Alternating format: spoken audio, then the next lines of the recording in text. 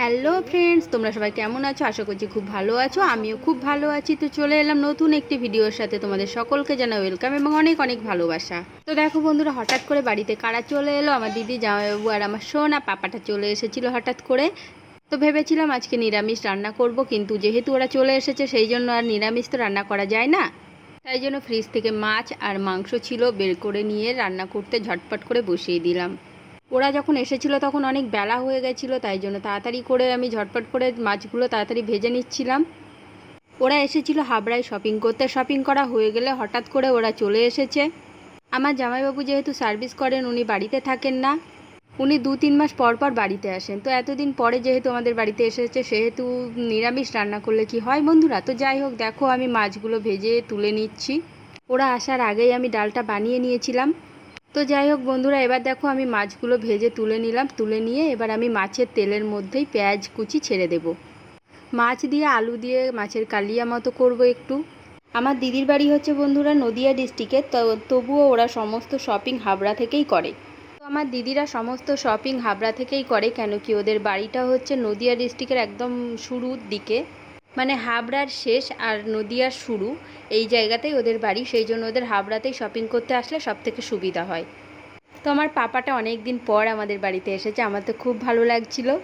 আর আমার সোনা পাপাটা জানো তো খুব দুষ্টু হয়েছে, এখন কি সুন্দর করে কথা বলে, সব কথা বলতে শিখেছে ও। কিন্তু এই আনন্দের মধ্যে জানো তো বন্ধুরা, আমার সোনা পাপাটা খেলা করতে করতে খুব জোর পড়ে গেছে। ওর বার্থডেতে আমি একটা ওকে সাইকেল গিফট করেছিলাম, তো এইখানেই এলে ওই সাইকেলটা চড়তেও খুব পছন্দ করে। তো এসেই ও সাইকেলটা দেখে খুব মজা করতে করতে, খুব আনন্দ করতে করতে খেলছিল। আর খেলতে খেলতে হঠাৎ করে সাইকেল থেকে যে কিভাবে পড়ে গেল, আর পড়ে গিয়েই না ওর মাথায় খুব জোর লেগেছে, মাথায় কি ফুলে উঠেছে। আমার কি কষ্ট লাগছিল জানো না বন্ধুরা, খুব কান্না করছিল জানো তো, আমার খুব খারাপ লাগছিল। বাচ্চা মানুষ, ও তো আর বলতে পারে না, আমাদের যেমন বড়দের তবুও লাগলে আমরা বলতে পারি। সাথে সাথে বরফ দিয়ে দিয়েছিলাম, কিন্তু দেখা যাক এখন কী হয়, জানি না কি হবে। তো দেখো বন্ধুরা, আমি মশলাগুলো ভালো করে কষিয়ে নিয়ে এবার আমি আলুগুলো ঢেলে দিলাম কড়াইতে।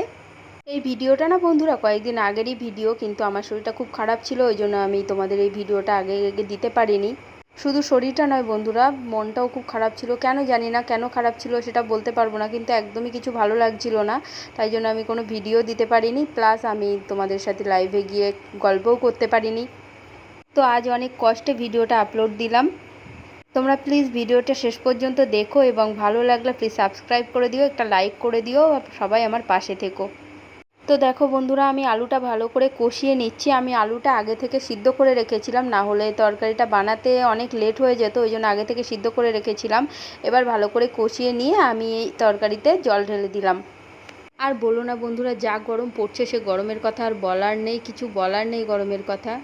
এত গরমে যেন আর পারা যাচ্ছে না। এই গরমের মধ্যে কেউ যদি কোনো ভালো কথাও বলে, তবুও মনে হয় যেন বিষের মতো লাগছে। তো যাই হোক বন্ধুরা, তরকারিটা ফুটে ওঠার পরে আমি মাছগুলো আস্তে আস্তে তরকারির মধ্যে ছেড়ে দিলাম। এবার আরও কিছুক্ষণ ফুটতে থাক, আমি তার মধ্যে তোমাদের সাথে একটু গল্প করে নিই। তো যাই হোক বন্ধুরা, আমি না কী টপিক্সের উপরে ভিডিও দেবো সেটা না বুঝতেই পারছি না। আমি যেই ভিডিও দিতে পারছিলাম না, এটাও একটা বড় কারণ, যে কী টপিকের উপরে ভিডিও দেবো সেটা আমি বুঝতে পারছি না। তোমরা যদি কেউ বলে জেনে থাকো, প্লিজ আমাকে একটু জানিও যে আমি কিসের উপরে ভিডিও দিলে ভালো হবে। তো দেখো বন্ধুরা, এই যে আমার মাছের কালিয়া রান্না হয়ে গেছে।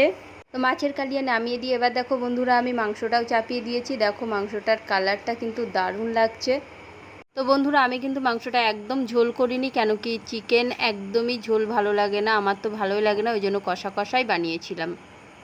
তো দেখো বন্ধুরা, এই যে আমার রান্না কমপ্লিট হয়ে গেছে। এই যে ডালটা আমি আগেই বানিয়ে রেখেছিলাম, ওরা আসার আগেই। তারপরে আমি মাছের কালিয়া আর মাংসটা বানিয়েছিলাম। তো মাছের কালিয়াটা এই যে দেখো, কালারটা কিন্তু একেবারে খারাপ হয়নি, দেখতে মোটামুটি ভালোই হয়েছিল।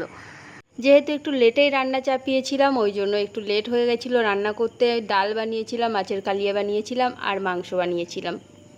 তো অলমোস্ট কমপ্লিট হতে আমার প্রায় 2:30টা বেজে গেছিলো, ওদের খেতে খেতে 3টে বেজে গেছিলো। তো দেখো বন্ধুরা, এই যে হচ্ছে চিকেনটাও দেখতে কিন্তু একেবারে খারাপ হয়নি।